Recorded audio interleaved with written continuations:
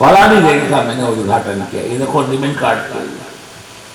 आप कभी भी किसी से मिलो, अपना चर्चा, अपना वर्णन, अपनी कथा मत करो। जिससे मिलो उसको कुशल समाचार पूछो। नंद जी वसुदेव जी से मिले तो वसुदेव जी को ऐसा नहीं कहा कि मैंने पुत्र प्राप्ति के उपलक्ष्य में बड़ा भारी उत्सव किया, मैंने बहुत लुटाया। नंद जी वसुदेव जी से मिले तब वसुदेव जी को कहा, मैं जानता हूं आप पर क्या बीती, या तो धरती सहन करती है या आप जैसे संत सहन करते हैं। और मैंने सुना है वसुदेव जी, जो अतिशय सहन करता है उसके पक्ष में भगवान विठ्ठल होते हैं। आपने इस पापी कंस का अत्याचार, इसके द्वारा की उपेक्षा, अपमान को बहुत सहन किया। मैं अच्छी तरह से जानता हूं आपकी अनेक संतानें इस पापी ने जन्म लेते ही मार डाली। हे वसुदेव जी, आपने तो सहन किया, मैं सच कहता हूं उसके घर देर या अंधेर नहीं, आपके साथ परमात्मा न्याय करेंगे। आपने सहन किया, वो प्रभु सहन नहीं करेगा। न्याय होने में देर हो सकती है, पर आपके साथ परमात्मा प्रकृति अन्याय नहीं करेगी। इसको इसके किए हुए पाप की सजा भोगेगा, ये बहुत दुख और पीड़ा उठाएगा। आपकी अनेक संतानें इसने मार डाली, आपकी कृपा से उम्र के चौथे पद में मेरे को एक बालक हुआ। जब भी आपको आपके बालक की याद आए आप संताप मत करना, तो मेरे को बालक हुआ आपके आशीर्वाद से हुआ, वो आपका ही बालक है, उसको अपना बालक समझना। कभी दिल छोटा नहीं करना कि आपके यहाँ संतान नहीं। नंद जी ने वसुदेव जी को इस तरह से समझाया, ढाढ़स बताया। वसुदेव जी मन में बोले, आप क्या मेरे को सांत्वना देते हो, क्या मेरे को समझाते हो, वो मेरे ही बालक है। आधी रात को जन्म लेने के तुरंत बाद मैं उसको लेकर आपके गोकुल में और मैया के कक्ष में मैया की सैया पर पधरा कराया, मेरे ही बालक। पर जोर से नहीं बोले, क्योंकि यद्यपि सत्यम लोक विरुद्धम ना कहिए सब, ना करिए सब, मन में बोले। हे महात्मा, आपका शरीर तो अच्छा है कि बाबा बस जी रहे हैं, मर नहीं सकते हाथ से गला घोट कर जी रहे हैं। भाभी कैसी है देव की, कि वो भी ठीक ही ठाक है। बाबा हमारी स्थिति तो इस प्रकार से है, सुन लो, जीने को जीना चाहे मांगू तो मौत ना आए, श्वासों के चलने को तो जीवन कहा ना जाए। बाबा मर नहीं सकते हैं, इसलिए बस सांसें पूरी कर रहे हैं। और क्या देखना है, इतना संताप, इतना दुख, इतना अपमान, इतनी उपेक्षा सहन करके जिल्लत भरी जिंदगी जीकर देख ली। बाबा बहुत सारा समय तो हमारा इस कंस के कारागार की काल कोठरी में बीता है, अब क्या देखना है, जिंदा है बस। अच्छा बाबा, ये तो सब शिष्टाचार हो गया। अब मैं आपसे एक महत्व की बात पूछता हूं, आप उत्तर देना। जहां पूछू क्या बात, कि आप गोकुल से मथुरा क्यों आए, ऐसा क्या काम आया जो आपने गोकुल छोड़कर मथुरा आए? बाबा मैं आपसे सच कहता हूं, मैं रहता मथुरा में हूं, मेरा मन गोकुल में रहता है, और गोकुल में भी मेरा मन आपके महल के आसपास घूमता है। बाबा भगवान नारायण की मेरे पर ऐसी कृपा है कि जब भी कहीं कोई अनहोनी होने वाली हो और अपने वालों के साथ होने वाली हो, तो इसकी प्रेरणा भगवत कृपा से मेरे को पहले ही हो जाती है।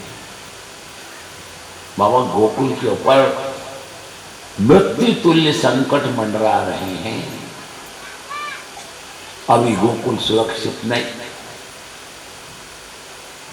बाबा आप यहाँ क्यों आए? कि वर्ष भर का गोकुल के व्रजवासियों का कर भरना था, कि वो तो कोई भी भर देता,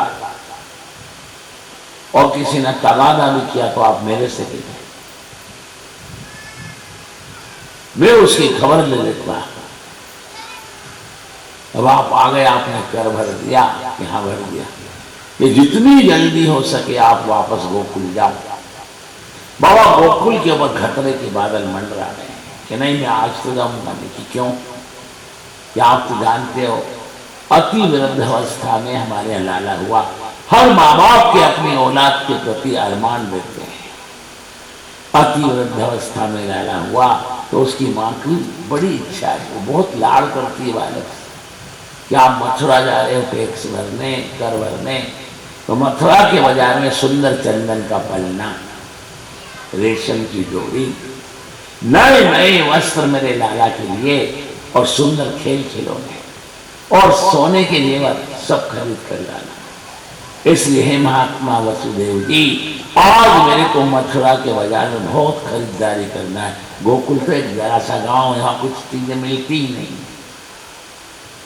आज मैं मथुरा के बाजार में खरीदारी करूंगा और खरीदारी करते करते रात हो जाएगी, फिर मैं रात को कहाँ गोकुल के लिए निकलूंगा।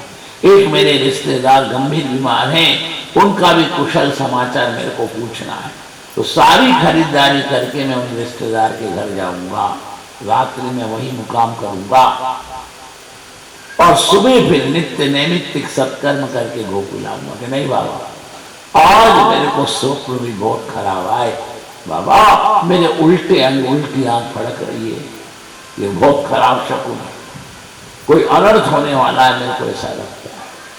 आप जितनी जल्दी हो सके यहाँ से गोकुल के लिए चले जाओ। जो जो सामग्री आपने बोली मैं खुद बाजार से लूंगा और किसी मेरे रिश्तेदार को या कोई वैष्णव आएगा गोकुल से वापस गोकुल जाएगा तो उसके हाथ आपके महल में ये सारी सामग्री में पहुंचा दूंगा।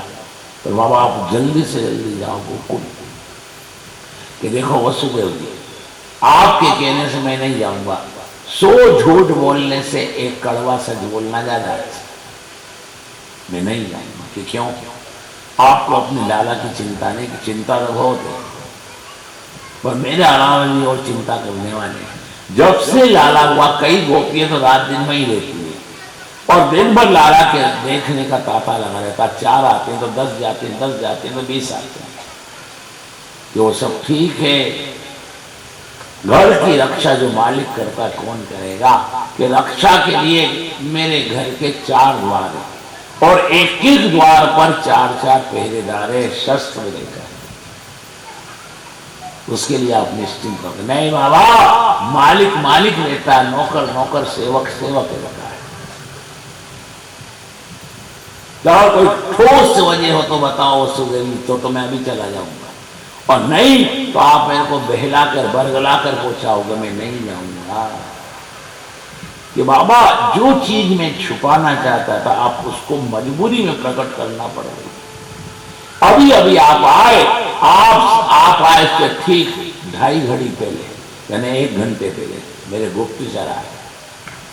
बाबा वो चारों तरफ घूम कर एक खबर लाए, उसको सुनकर मेरे पैर के नीचे से जमीन हिल गई कि ऐसी क्या खबर लाए बताओ, कि आपके जाने से ही संबंध रखती है, इसलिए वो सुनकर चले जाना। अब बहाने मत बनाना, रुकना नहीं तो फिर जो अनर्थ हो उससे मुकाबला करने के लिए तैयार रहना। कि हाँ बोलो क्या हुआ? कि आप तो जानते हो जब मेरा देवकी के साथ लग्न हुआ तो आकाशवाणी हुई कि उसका 8वां पुत्र कंस का काल बनेगा। बाबा उसके बाद जो उसने मेरे संग व्यवहार बर्ताव किया वो सब जानते। मेरी कई संतानें मार डाली, यहां मार डाली, और जब 8वें पुत्र की जगह मेरे को कन्या हुई, और जब कंस उसको मारने के लिए तैयार हुआ तो उसके हाथ से छूट गई और आकाश में वो तो जगदम्बा बन गई भद्रकाली, और 1 लाख दी कंस के मस्तक पर का पापी मेरे को क्या मारता, तेरा मारने वाला तो कब का ब्रज में उत्पन्न हो गया। बाबा फिर वो पश्चाताप में जलने लगा और चरणों में गिरकर मुझसे आपकी बहू देवकी से क्षमा मांगी और हमें कारागार से मुक्त करके हमारे महल में छोड़कर आया।